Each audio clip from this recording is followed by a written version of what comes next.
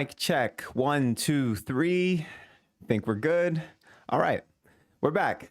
Welcome back to the Perspective, where I do cultural commentary, go over some life lessons, and everything in between. Guys, it's been a few days, but we finally got that debate we've been looking forward to between Donald Trump and Kamala Harris. You know, it's kind of crazy when you think about it. I didn't think we would be here. I'm actually one of the folks who, when we saw the original debate between Joe Biden and Donald Trump, thought immediately that Joe Biden should have dropped out. And that's coming from someone who actually voted for Uncle Joe in 2020. So I was able to admit he looked terrible then, but I did not want to see him continue. And I can admit he absolutely got knocked out in that debate by Donald Trump. But in my view, it appears the tables have turned in this debate as Kamala Harris and Donald Trump finally met. Now, it's interesting because in my view, I would think in order for both of them to do well, they had different standards, right? I think Kamala, for the most part, needed to, well, let's start with Trump first, since he's the one, he's the former president and he is the one who won the last debate. I think Trump, for the most part, had to just not look like a crazy person. Okay? And we're going to see why I think he failed at that. I think he just had to not look like a crazy person. And he had to do his best. Oh, hold on. Technical difficulty here. Okay, sorry. My bad. So Trump had to just not look like a crazy person and do his best in order to show that he belongs back in the White House. He's the president. He can be presidential. He can be reasonable. And in a lot of ways, again, like I said, I think he failed at that. And Kamala had to show that she truly belonged to be there insofar as she was not selected through a normal process. In fact, everything about how she got there was unconventional. Everything about how she got there didn't really make sense. We've never seen anything like it before. It's not, most of the time, you don't have a primary process that goes through, and then the candidate who was voted for, even though the primary process was kind of rigged for the Democratic side, to be fair, insofar as they didn't have any debates or anything like that. It was uncompetitive. But you have this weird process where the candidate looks so terrible that he has to drop out. We've never seen it. So being that she was selected as the candidate, we're in this position where now we're seeing, was she really up to the task? Did they select the right candidate? And I think with the way this thing turned out, we got our answer. So I got one clip here. Actually, we're going to go through a couple clips today, just mainly highlights from the debate. And I think I'm going to mainly speak to certain themes, certain moments, and what I feel like everyone was thinking, what I certainly was thinking, and kind of how it defined how we all feel after seeing what we saw the other day. So without further ado, let's get into it. All right, we got our first clip here. Now, this is interesting because this is actually the first clip of the day, but it happens to be the first clip of the debate. And I feel when you watch this, you instantly see how the tone was set from the very beginning. So let's now welcome the candidates to the stage. Vice President Kamala Harris and President Donald Trump.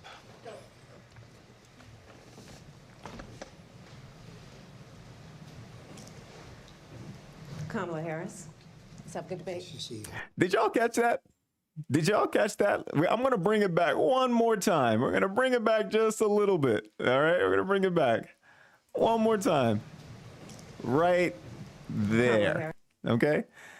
Trump is actually not trying to shake her hand right now. I don't know if y'all realize this, but the man is actually trying to go back in the corner and avoid shaking her hand. It almost seems like, because there's other moments throughout the debate, Trump's strategy was to not acknowledge her at all, right? It feels like she's Roman Reigns, and her whole thing is like, you must acknowledge me, right? And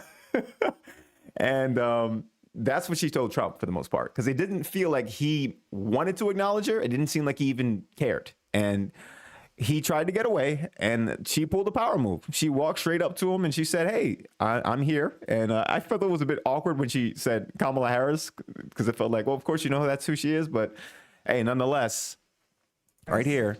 Let's have a good debate. Have fun. Thank She you. stepped she stepped in his space and she forced him to shake her hand. So right off the bat, that was a power move by Kamala. And I really feel like when I saw that, I was like, I'm not sure.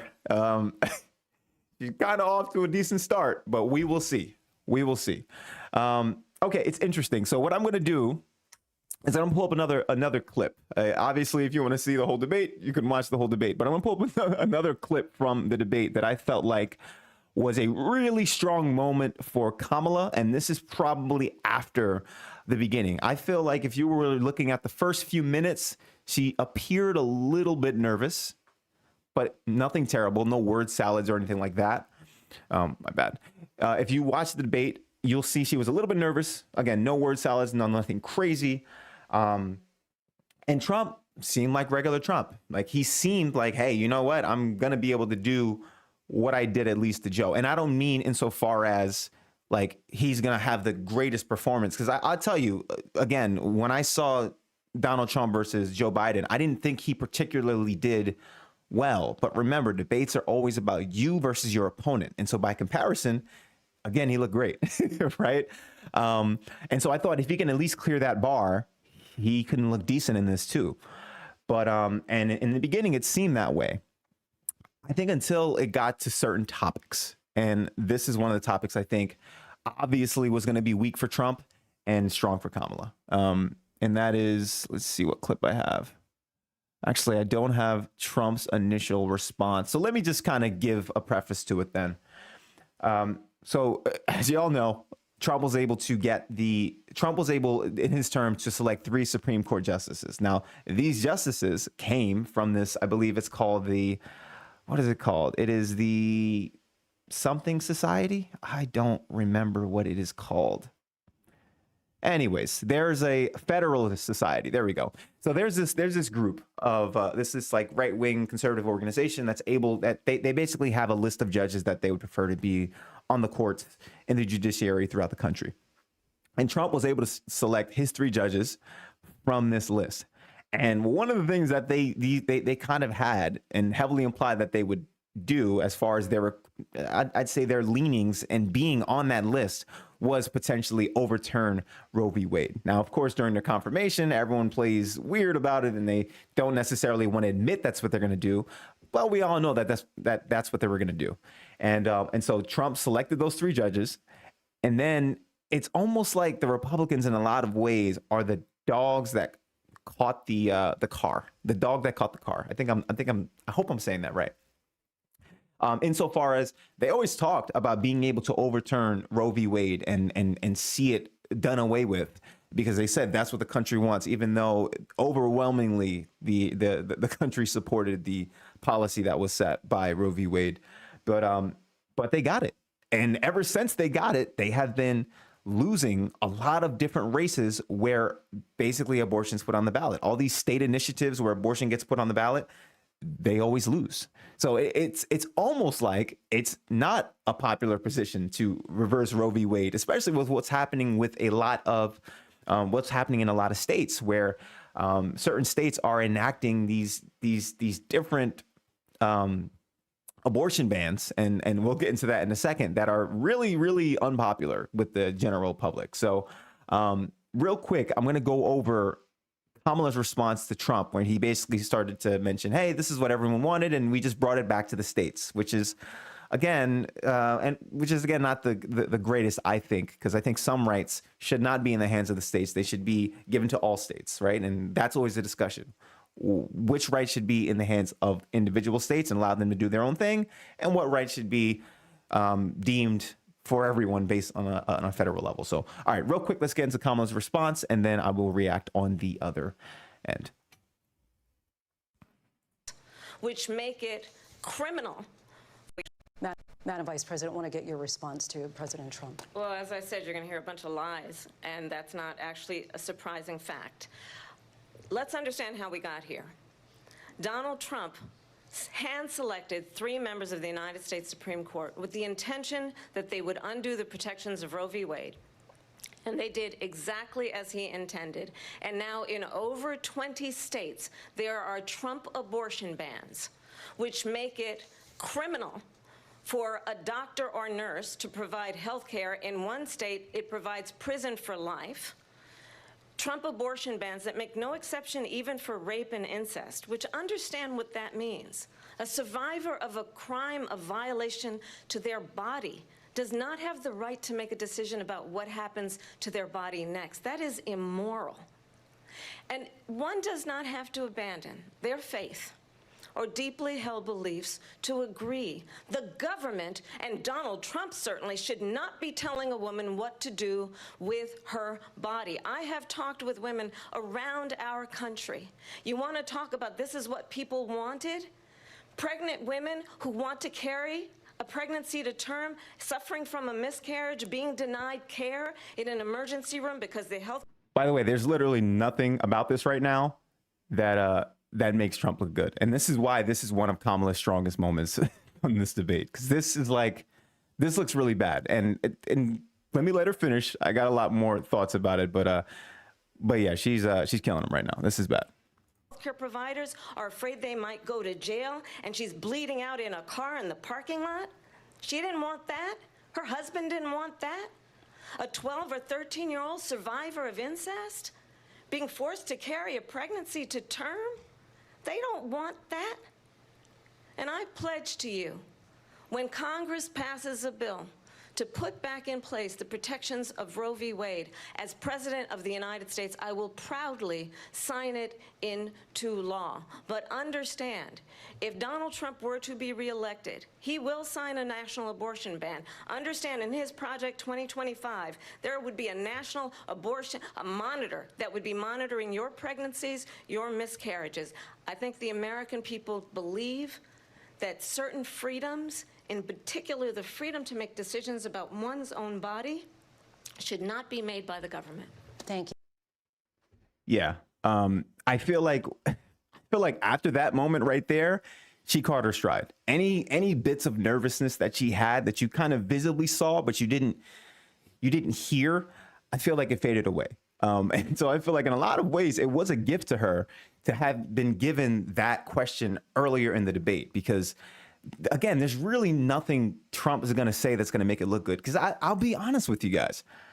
And I know this is one of those weird things where you're like trying to read the, you're trying to assume the feelings of somebody that is different than, what it is that they're actually saying. I don't believe Trump really cares about the abortion topic. I'm gonna be honest with you guys. Like we always forget, Trump is from New York. Trump is like a New York liberal for the most part, right? He was a rich guy. He was a liberal. He had a lot of liberal views, and he probably has fiscally conservative views. That's most likely where he is, and very likely where he still is right now. But in order to get elected in 2016, he needed that evangelical group. They're a very strong voting bloc, and very powerful in the Republican Party in terms of having some of the loudest voices. That's the reason why he chose Mike Pence as his VP. Okay, the evangelicals needed to be appeased in this case, and he did not seem like a good standard bearer with the porn star stuff and the multiple wives and all the random stuff he has going on. Listen, most of the time, it wouldn't matter, but within that group, you got to have a certain image, and so he needed to tie up that group. So basically he goes and he runs on being able to deliver this, and he got it. And now that he got it, he is absolutely, it's killing him, because what's happening here is that you have a situation where he has to defend a belief I don't even think he truly believes. And everything about it, in terms of how it's affected the Republican Party, how it affected the country, looks really bad on him, because he's the guy who got it done. He's the one who put the Supreme Court justices on the bench. And so this is just a terrible look for him. And there's nothing he can really do about this. He tried to say, oh, by the way, this is what everyone wanted. We sent it back to the states. And like I said, I don't think certain things should be in the hands of the state. They realistically should actually be federal laws, right? There should be the law of the land for everybody, not certain states.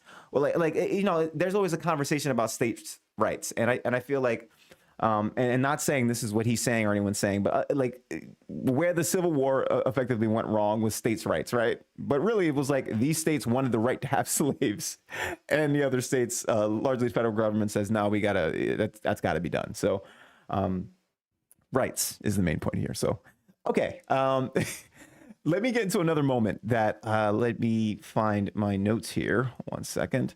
Okay, let me get into another moment that I found to be really, really interesting. And I feel like this kind of speaks to a lot of the tone of what the debate, again, it carried the tone of what the debate was, right? And let's see, there is a particular moment that I think we all acknowledge. So, okay, so think of it this way. That abortion moment was really bad for Trump. But what is the thing that's really bad for Democrats? It's the border, right? Like we got to a point where Democrats were trying to be inclusive. They're trying to say, hey, you know, come as you are, all these nice things that says that we're, you know, at the end of the day, we are a country of immigrants. No one who's in this country like had their family start here. And we want to try our best to, oh, 1 second. Got a little technical issue on my camera.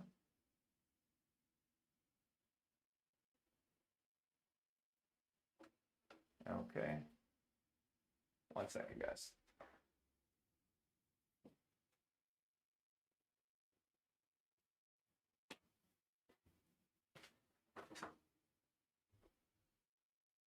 Okay. That was actually unexpected. Sorry about that. All right. Happens sometimes when you go live, things don't always go accordingly. All right. Anyways, the main point I was trying to make is that there's basically a moment where you would expect things to go terribly for the Democrats, and instead of it going terribly for the Democrats, mainly Kamala here, about the abortion, about the border, because again, she is the border czar, and she's the one who basically should have gotten in trouble for or taken the blame for a lot of the failures, even though the vice president at the end of the day really doesn't have a say over almost anything. So, but regardless, she's the one running, and it is part of her administration. So you would figure this is now Trump's turn to flip it back. But Kamala did something kind of sneaky. She did something really funny here, guys. And what she did is she left some bait for Donald Trump, and he actually took the bait, which is hilarious when you think about it. And I'll show you what I mean. So instead of allowing him to capitalize on her moment, Madam Vice President, want to get she your response. basically was able to drop a little something for him, and he actually took the bait. So let's get into this clip here.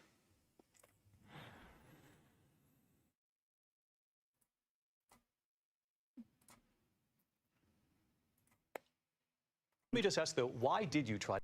Oops. Sorry, wrong moment.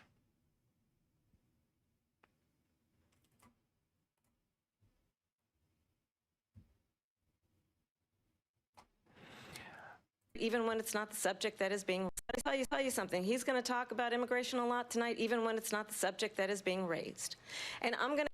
Actually, that part right there was really smart, because she knew he would keep bringing it back up because the Democrats look so bad at it. And she said, oh, by the way, guys, he's going to keep bringing up this abortion stuff. And I'm going to go ahead and mention it right now. That way, when he does it, I can keep pointing back to, you see, he ain't got nothing besides immigrants and all these different things. And that's what he's going to keep saying. During the debate, I don't think she did the greatest job of continuing to go back to that point. But also, I don't think she had to, because of what's going to happen next. Let's keep going. I'm going to actually do something really unusual, and I'm going to invite you to attend one of Donald Trump's rallies, because it's a really interesting thing to watch. You will see during the course of his rallies, he talks about fictional characters like Hannibal Lecter. He will talk about windmills cause cancer. And what you will also notice is that people start leaving his rallies early out of exhaustion. She knew what she was doing when she said that. And like I feel like the second all of us heard that, we understood that she knew what she was doing when she did that. Very, very important. So let's keep going. And boredom.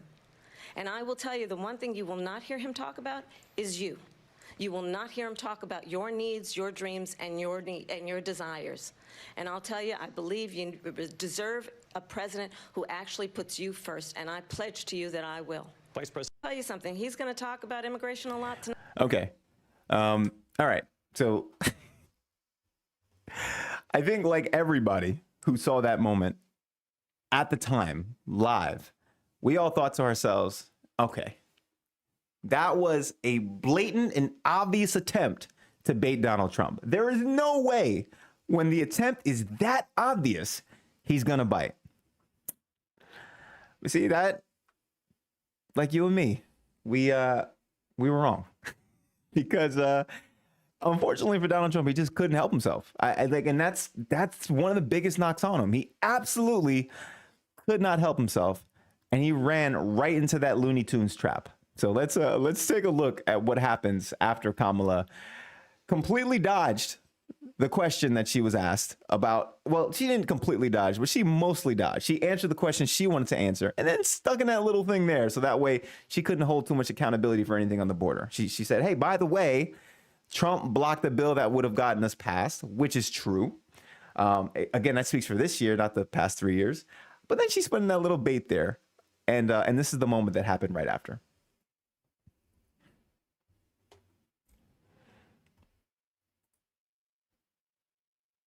To kill that bill, and successfully so. That would have been Harris. Thank you. President Trump, on that point, I want to get your response. Well, I would like to respond. Let me just ask, though, why did you try to kill that bill, and successfully so? That would have put thousands of additional agents and officers on the border. First, let me respond as to the rallies.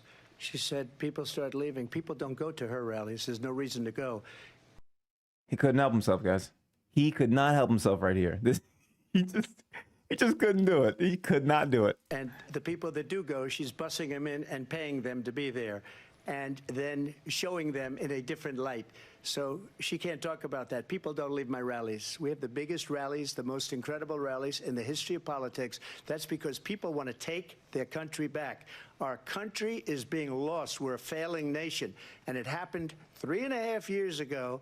And what's going on here, you're going to end up in World War III, just to go into another subject.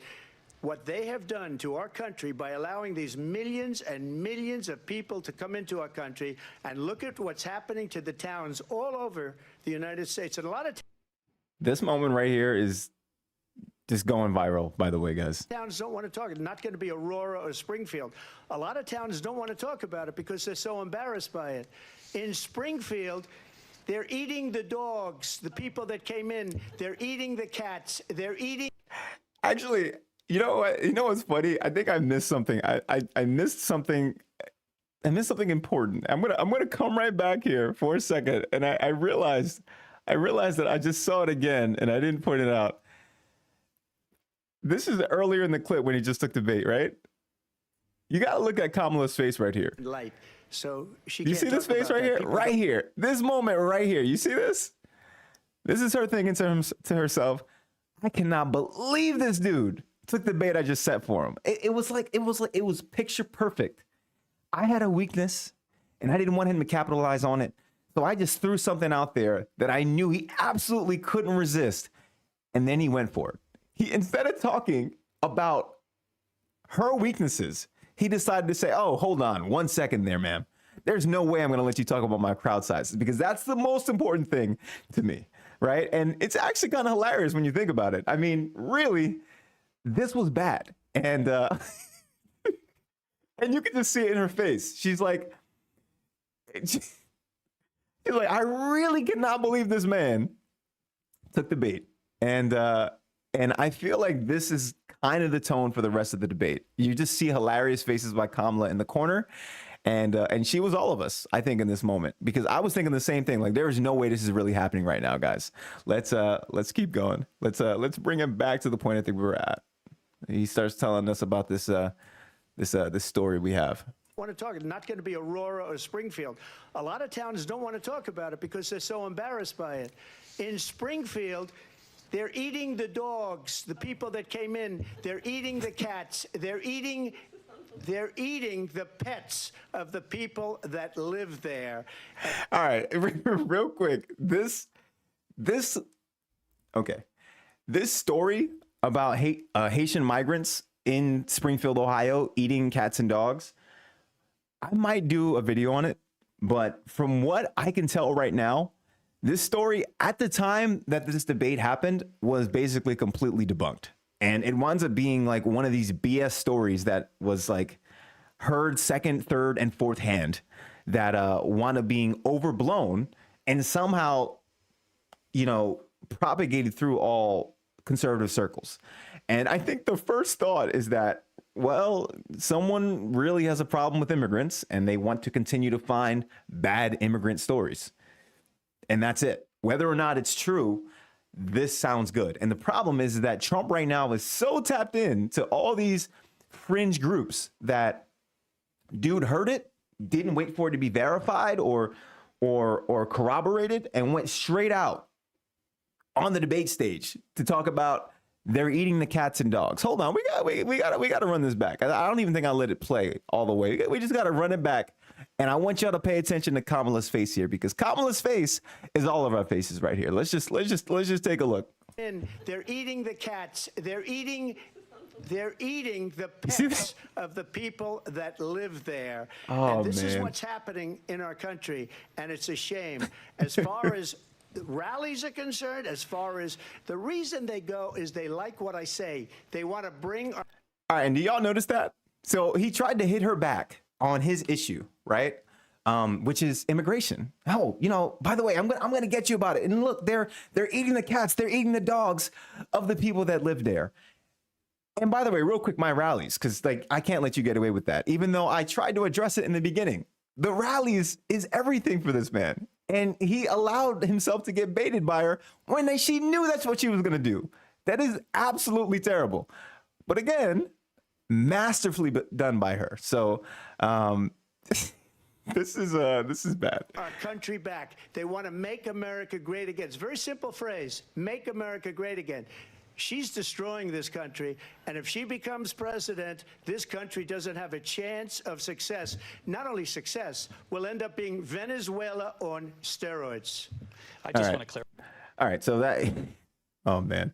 All right, so that's, if y'all didn't catch it by now, that was supposed to be, if I would guess what Trump's strategy was, that was going to be it.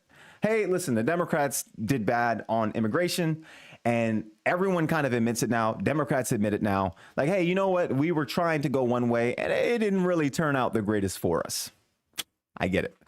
But he could not stay disciplined if his life depended on it. And I think that's the problem. And Kamala baited him very easily. And that's probably the biggest bait, but she did that a couple of other times during the course of this debate. I don't think I have the other clips today because that one is just terrible and hilarious. I mean, again, just real quick, just look at her face. This I don't really think you have to say more, right? You kind of just see it, you understand it, you get it, and then you move on, right? So, okay. So what I'm gonna do, guys, is I got more clips. I want to go through. I'm gonna get together another clip. And this one, well, actually, before we do that, let's have a little fun. Because that eating the cats part is a little fun to me. It's something I enjoy. And let's just see what some people are doing and how some people are reacting when they saw that clip, because you're not the only one, is what I want to say. Hold on, I have an interesting clip here. Let me pull it up for you guys. All right, I don't even know where this is, but this popped up on my feed, and I just thought it was hilarious. But again, this is probably how we all felt. Let's take a look at it together, guys. Talk about it because they're so embarrassed by it. In Springfield, they're eating the dogs.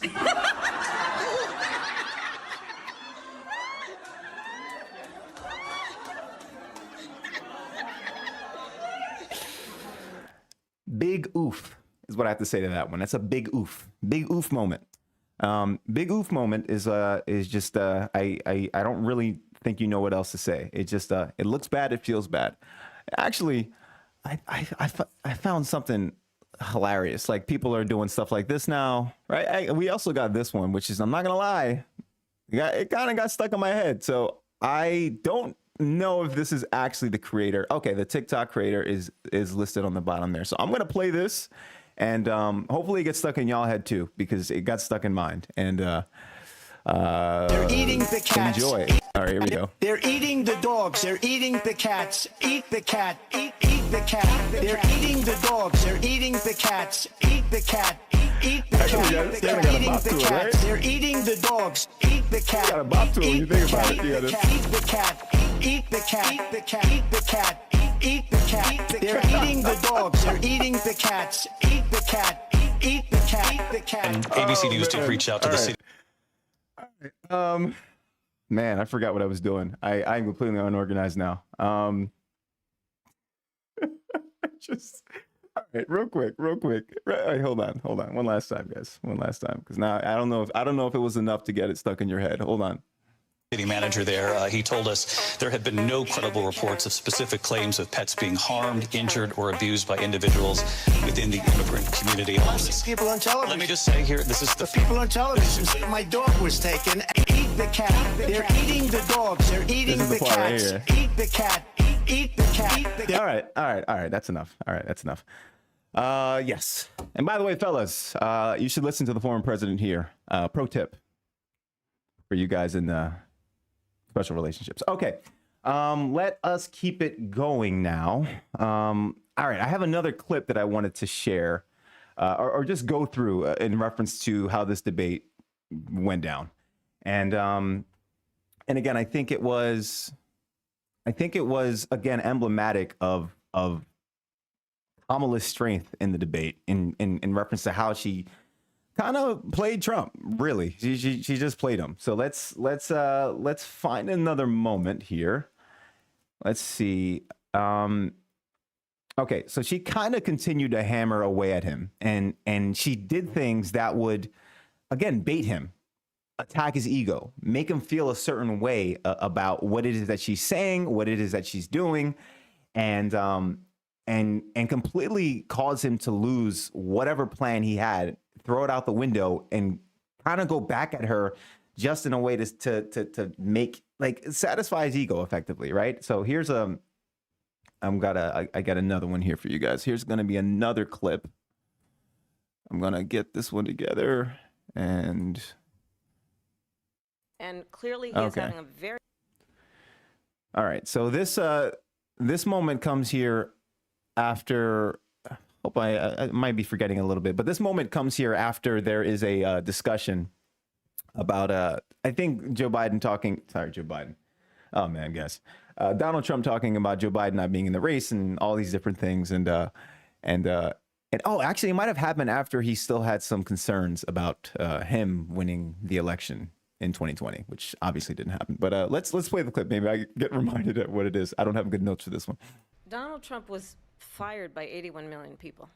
Oh, yeah. So let's be clear about that. And clearly he is having a very difficult time processing that.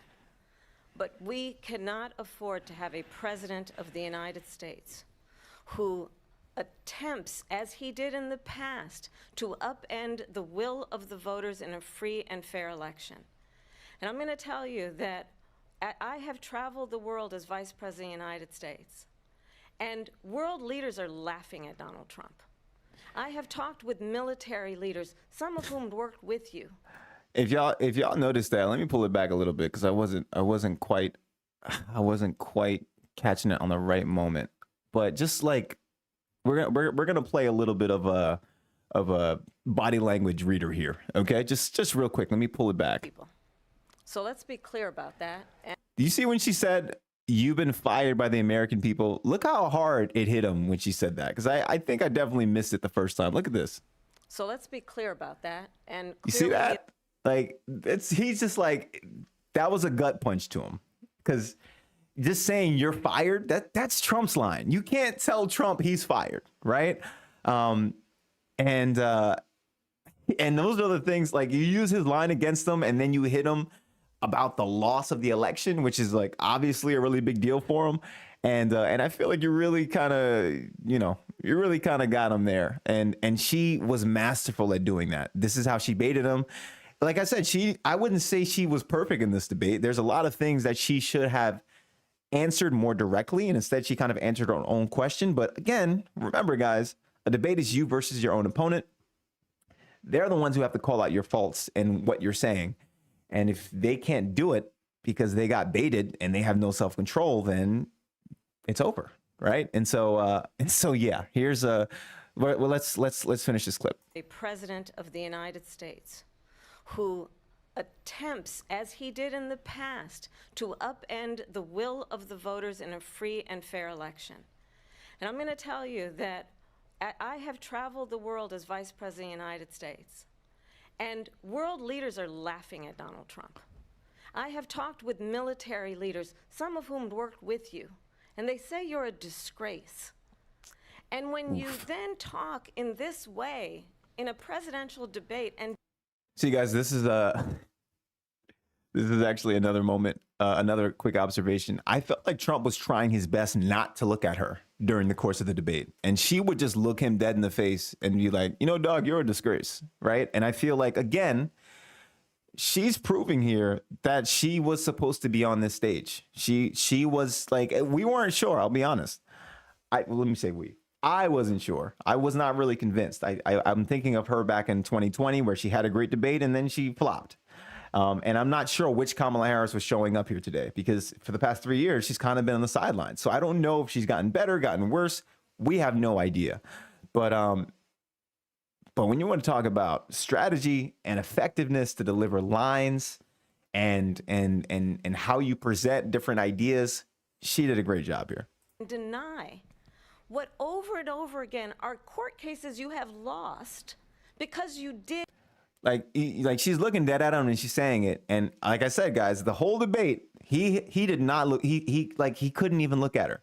And mind you, in my view, it looks weak because he didn't even want to shake her hand. And she went to his corner and bullied him into shaking her hand.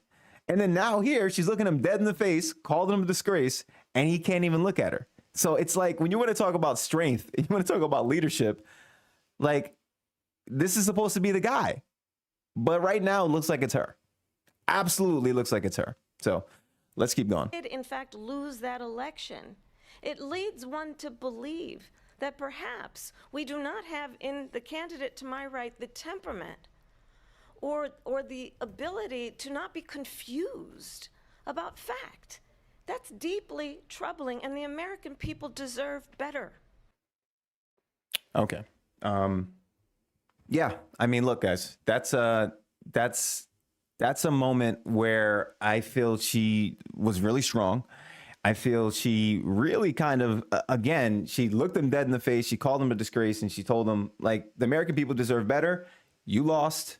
I don't know what you're doing anymore. Right. And it's weird because, like, I'm going to show you this other clip right here. This is kind of a bad moment for Trump, I think, with him responding. It's on that topic. It's sorry, the timing and when this stuff probably happens a little out of order, but nonetheless, here we are.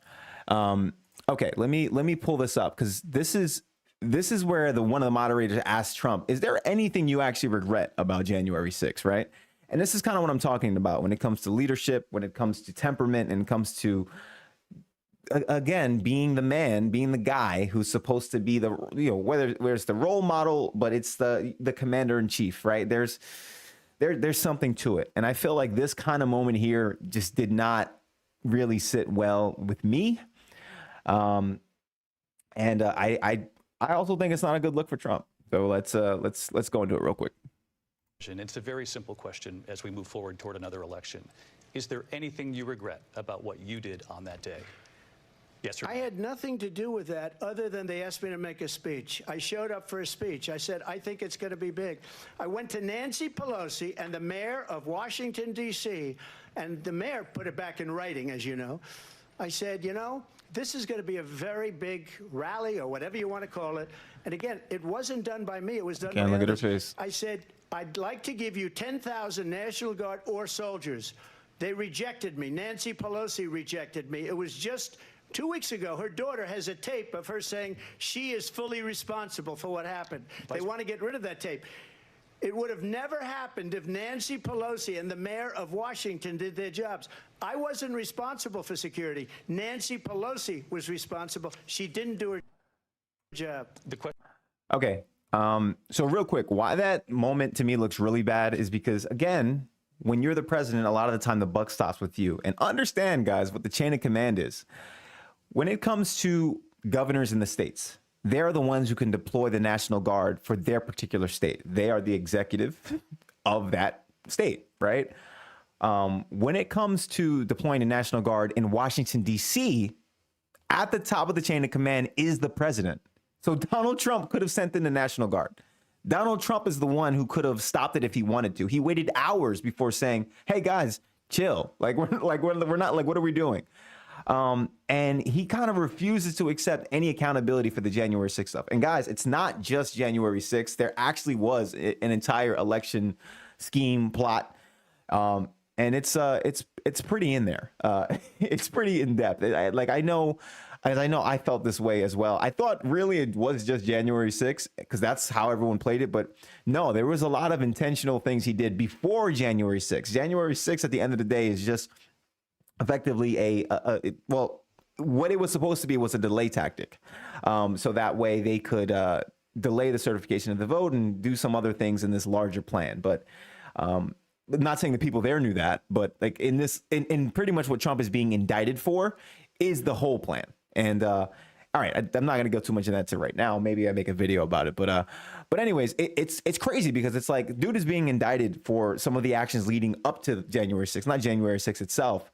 But he can't take no accountability. He's blaming Nancy Pelosi. Could you imagine if there was a situation and Obama was like, oh, you know, it was Mitch McConnell or something like that who stopped, a city from being overrun or something crazy. Like everyone would laugh him out the room. And rightfully so. He should be laughed out the room. If it happened with Joe Biden, he'd be laughed out the room. And again, realistically, it should happen that way. So it's just a bad look for Trump, I think. Okay, I'm going to go over like 2 more clips and then we'll probably be wrapped up here. All right, so this one, yeah, this is probably the clip I'm thinking. So here's another clip. I got 3 more. I got 3 more clips because I think there's one that is really important when we look at it together. So let me pull this one on the screen here and let's just go over it real quick.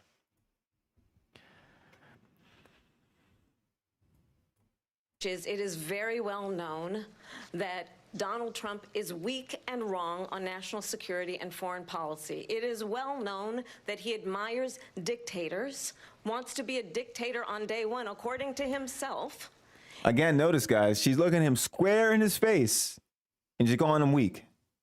And he can't look her in the eye. He can't look back. He's just kind of sitting there, hunched over, feeling down on himself. It's an interesting view. Just let's keep going. It is well known that he said of Putin that he can do whatever the hell he wants and go into Ukraine. It is well known that he said when Russia went into Ukraine, it was brilliant. It is well known he exchanged love letters with Kim Jong-un. And it is absolutely well known that these dictators and autocrats are rooting for you to be president again because they're so clear. They can manipulate you with flattery and favors. And that is why so many military leaders who you have worked with have told me you are a disgrace. That is why we understand that we have to have a president who is not consistently weak and wrong on national security, including the importance of upholding and respecting in highest regard our military. Vice President. All right. Now, look, I'm going to say this. Why that moment in particular, I think, is really strong is because it kind of puts a bow on what the whole debate, it puts a bow on what we saw in the entire debate, right? Donald Trump was easily baited by Kamala Harris right there on the stage.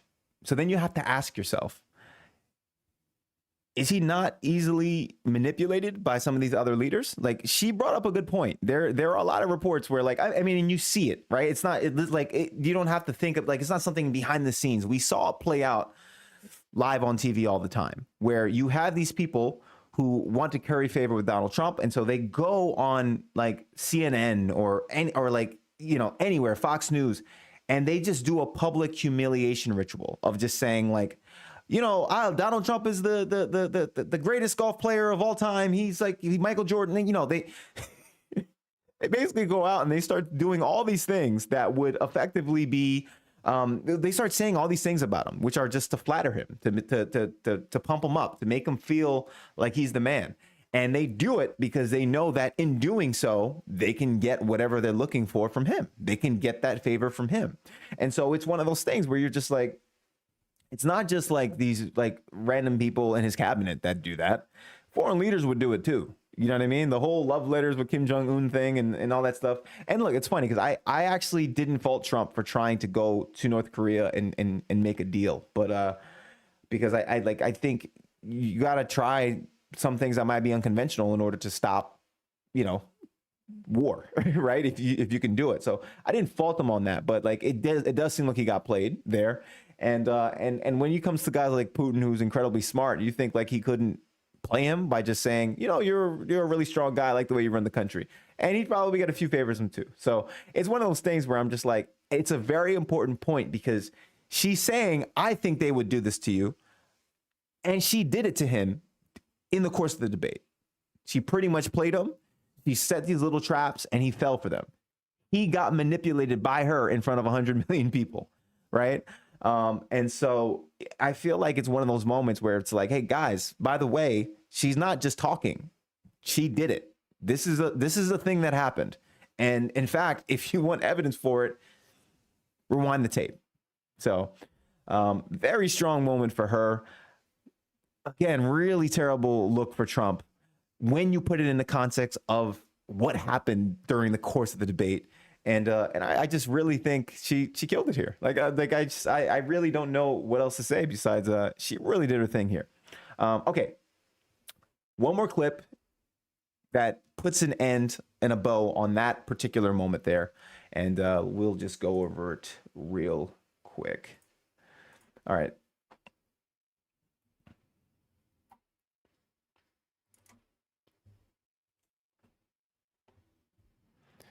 Tell the 800,000 Polish Americans right. Otherwise, Putin would be sitting in Kyiv with his eyes on the rest of Europe, starting with Poland. And why don't you tell the 800,000 Polish Americans right here in Pennsylvania how quickly you would give up for the sake of favor and what you think is a friendship with what is known to be a dictator who would eat you for lunch. Vice President Harris, thank you. His face right there at the end was kind of funny. For lunch. Yeah, he tried to play it cool, but like I said, if y'all notice, he ain't never look at her the entire debate, and I feel like that was his plan. Let me not acknowledge her. Let me not, give her the dignity of seeing me take her seriously. But she made him squirm a lot of the times when you're just watching these cams, and I feel like she's the one who played the power moves throughout the entire debate, and I feel like she embarrassed him, to be honest, right? And like I said, when she said Putin would eat him for lunch, put that in the context of her mentioning that he can probably be easily manipulated, and how she's the one who did the manipulation, right? Like she manipulated him in this debate. I know I'm kind of going over it and I'm kind of belaboring the point, but guys, we need to make that very clear. She played him. He's supposed to be the businessman, the smart guy, the commander in chief. And he got played by the woman, right? He got played by the girl. He was, she's not black. All these things. He tried to kind of make her look stupid in the media.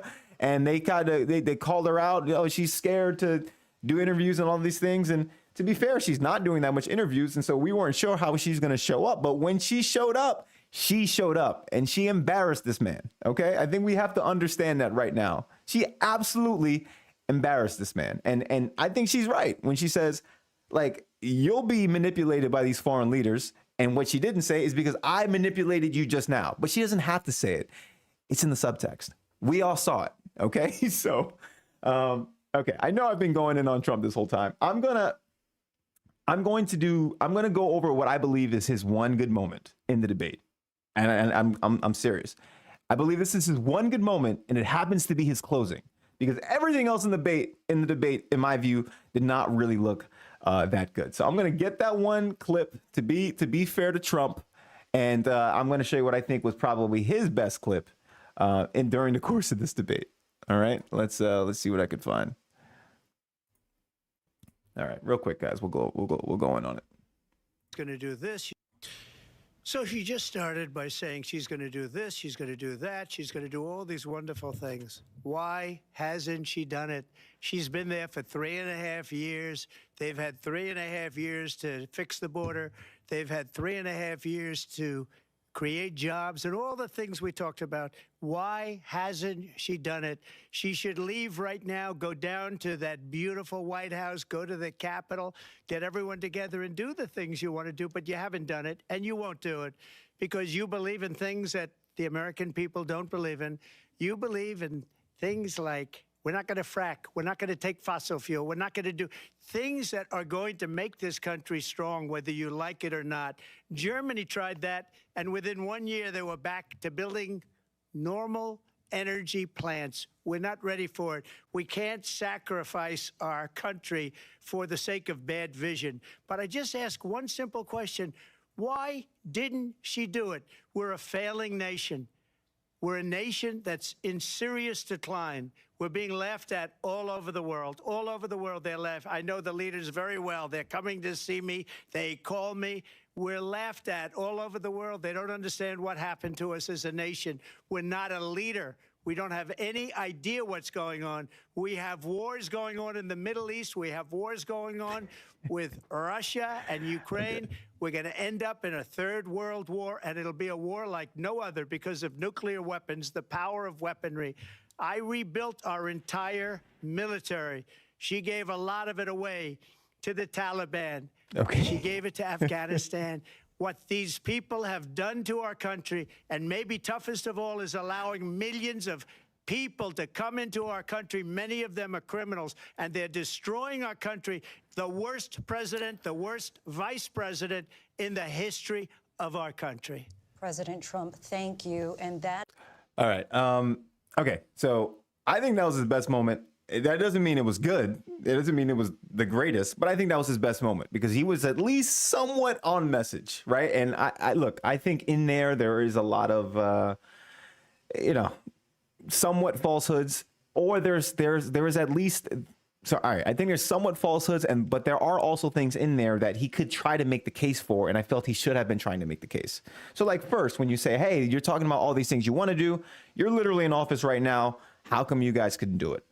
That's a fair critique to make, right? But, inversely, I always feel like it's kind of easy to counter that, right? Where, like, when you think about it, a president has a certain amount of time to get things done. They're not able to get everything done. They can still say, we want to get these things done, and that's why elected for more time. And you can say, no, I'm good on that. But also, she's the vice president, so she's not going to have the final say on a lot of these things. And when you know the realistic nature of how, the government works, without them having the House right now, they're not going to be able to get that much things done. And that's unfortunate because that's the time we're in. They with the polarization in our country, no one agrees on anything. So a lot of major things don't get done unless you have all houses of you have the Senate, you have the House of Representatives, and you have the presidency. Otherwise, everyone just obstructs, right? But nonetheless, he can make that point and say, you didn't do anything, right? And that's great. He can definitely do that. He can definitely say that, right?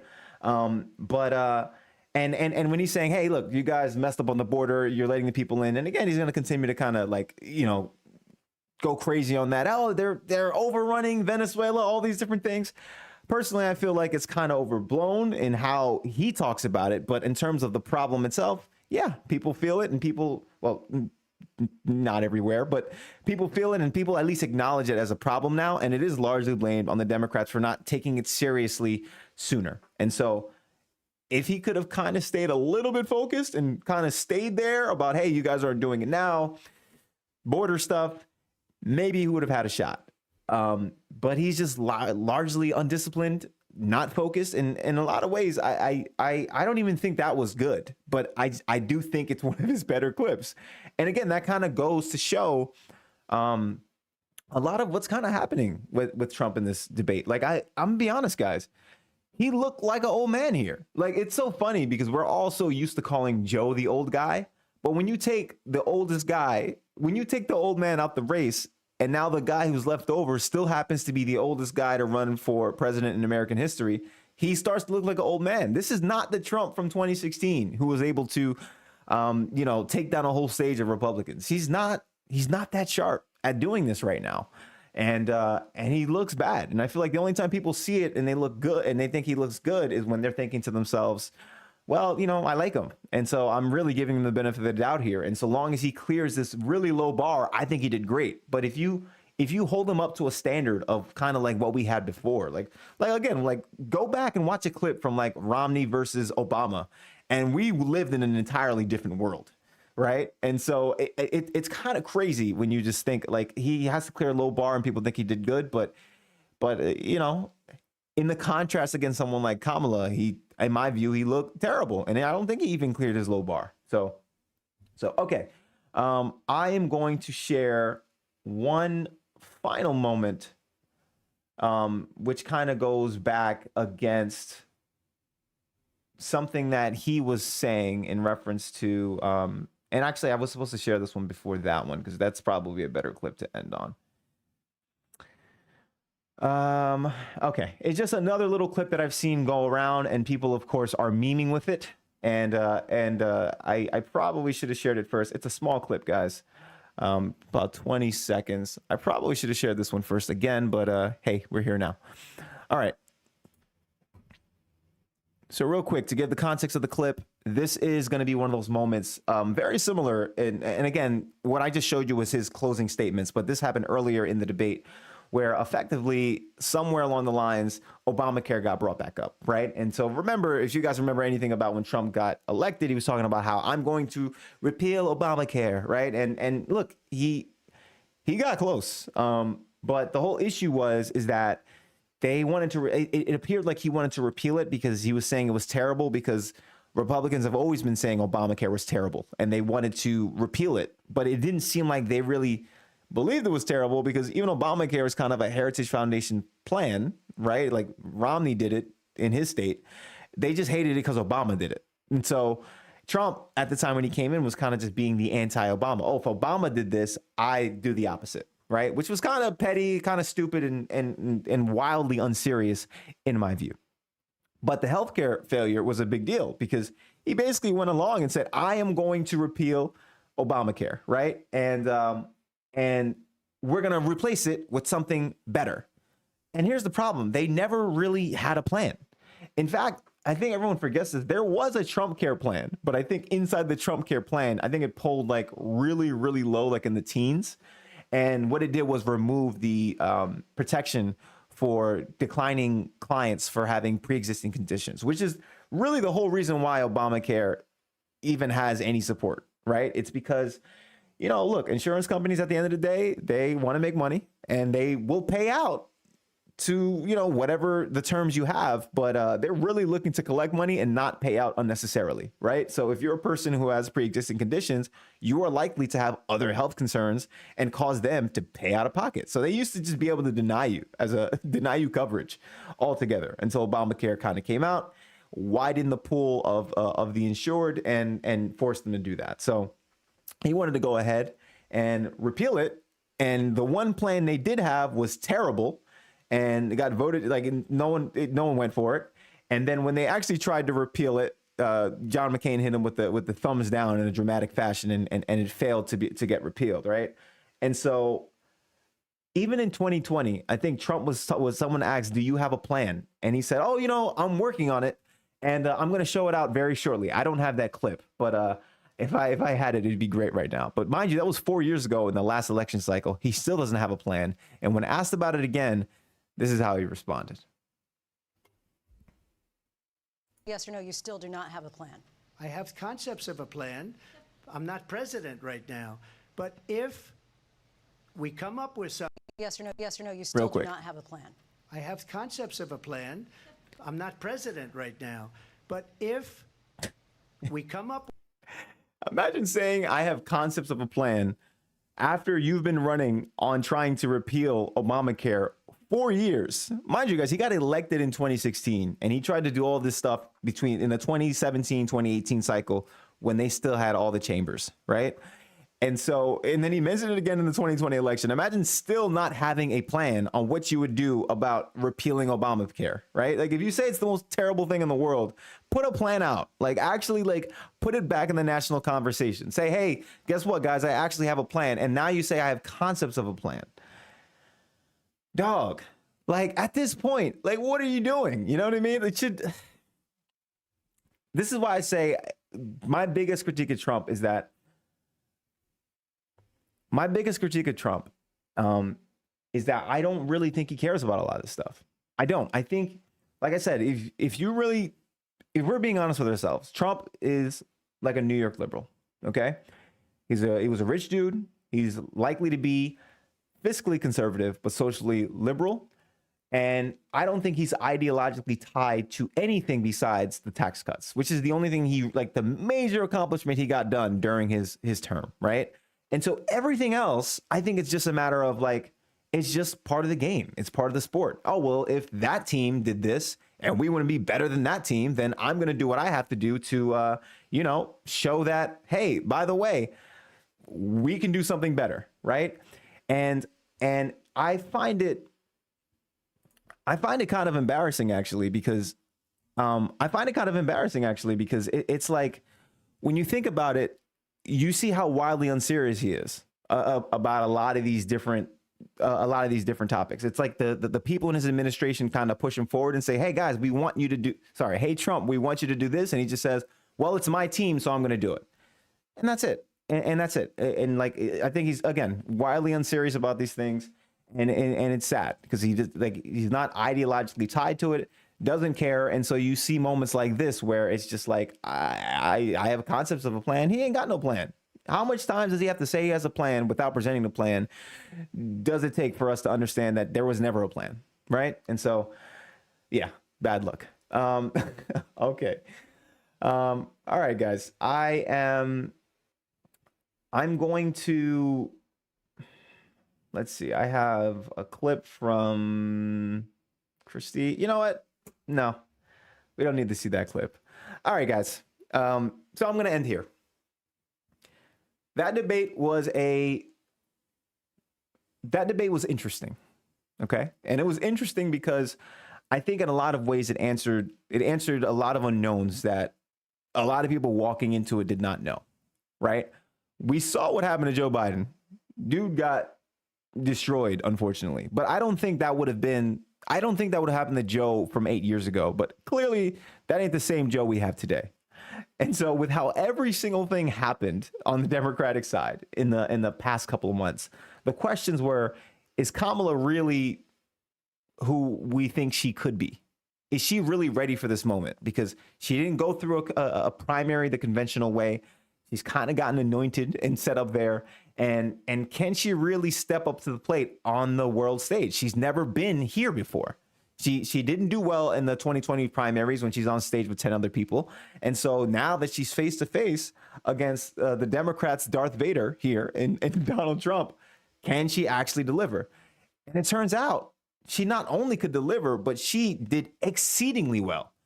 And also she kind of exposed the fact that this is definitely not the same Donald Trump that we had from like 8 years ago. This guy is not a good debater, but he kind of was in 2016. Like, honestly, with the way he kind of embarrassed all the Republicans on the stage that day, that guy was formidable. But I think it's about time that a lot of us admit that it's not only Joe Biden that got old, it's Donald Trump. He's not the same. He's not as sharp. He's overly petty, overly narcissistic in my view, to not even be able to let these little things go. The guy could not, she dropped very obvious bait and he just couldn't let it go. And when I see something like that, I just think to myself, dude is not prepared. And I heard somewhere that he prepared more for this debate than he did the Joe Biden debate. And he got baited easy and lost handily. And I think this debate kind of showed us, it showed most people all they needed to see, I think. Right. And yeah, it's kind of crazy. I mean, look, at this point, immediately after the debate, Kamala Harris basically said, hey, I'm down for a second debate. Obviously, I mean, if you kind of do that well, you're just like, let's do it some more. I don't care.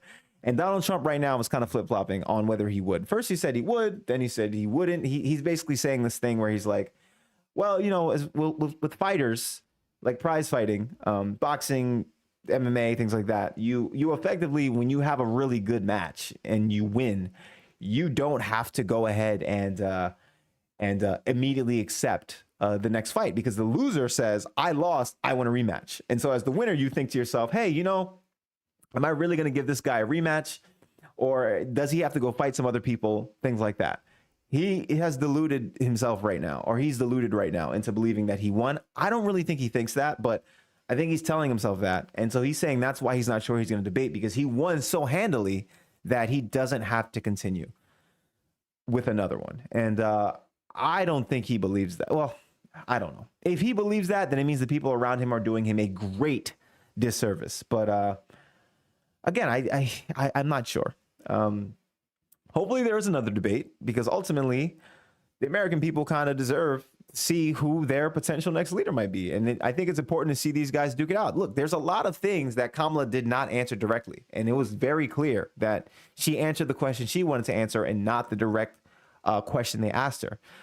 They might have asked her some things about, hey, what do you want to do? And she would say, like, she would answer her question, which would kind of get to certain elements of what they were asking, but it wasn't as direct as it could have been.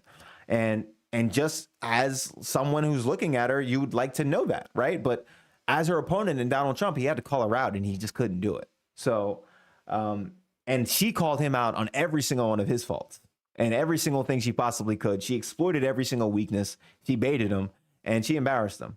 So again, from a debate performance, I'll give her an 8.5. Donald Trump, I mean, it's kind of hard to rank him, because I'm thinking, should I rank him against him? And if I do that, then he has like a 3 for this debate. This is probably his worst performance of all time. I think it's his worst performance of all time. Because I remember people thinking, oh, you know, during that first Joe Biden debate in 2020, he looked bad, but that's because he just wouldn't stop talking and he made himself look like an a-hole, right? But I think this one, he just, like, you know, they have the mics off and everything like that, so you don't have any of those weird things. He just looked unhinged. And so he failed his core mission. Look like a serious person. Look like you're supposed to, like you're not on the fringes talking about the election was stolen and all these different things, which is absolutely what he did again. And try to appeal to the moderate voter who's just kind of like on the fence somehow. And I think he failed to do that. And I think Kamala, on the other hand, answered the questions about, can we take her serious? Is she ready for the job? Is it time for her to shine? And I think she did her thing. So interesting turn of events. Was a fun affair. And yeah, guys, thank you for dropping in today. Anyways, after that long tirade, that's my perspective. What's yours? Let me know in the comments down below. Like the video if you haven't already, and subscribe, as I got much more content like this on the way. And guys, if you want me to do more live streams like this, or you have any other thoughts, any video suggestions, feel free to drop it down in the comment section again, and would love to hear from you. So until next time, YouTube, peace. Now we got to get to the ending of the live stream, which is never the easy part.